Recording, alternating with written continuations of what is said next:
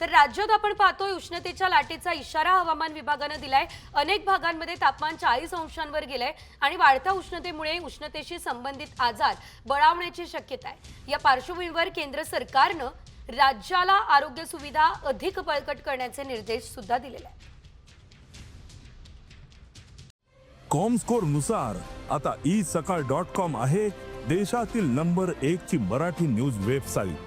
प्रत्येक अपडेटसाठी isakal.com ला नक्की भेट द्या। ग्राफिकच्या माध्यमातून आपण या संदर्भातले सविस्तर अपडेट जाणून घेऊयात। केंद्राकडून राज्यांना उपाययोजनांचे आदेश देण्यात आलेले आहे। उष्माघात रोखण्यासाठी उपाययोजना कराव्यात असं सांगण्यात आलं असल्याचं बघायला मिळतंय।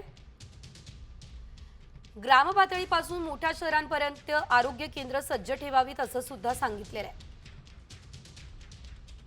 आरोग्य सुविधा आणि औषध साठा उपलब्ध करून ठेवावा असं सुद्धा सांगितलंय। उष्माविकारांबाबत डॉक्टर आणि परिचारिकांना प्रशिक्षण देण्यास सुद्धा सांगण्यात आलेलं आहे। ही मोठी बातमी आपल्याला म्हणावी लागणार आहे आणि या संदर्भातली संपूर्ण माहिती जनतेपर्यंत पोहोचवणं देखील आता कार्य असणार आहे। जनतेपर्यंत पोहोचवणं देखील अतिशय महत्त्वाचं असणार आहे।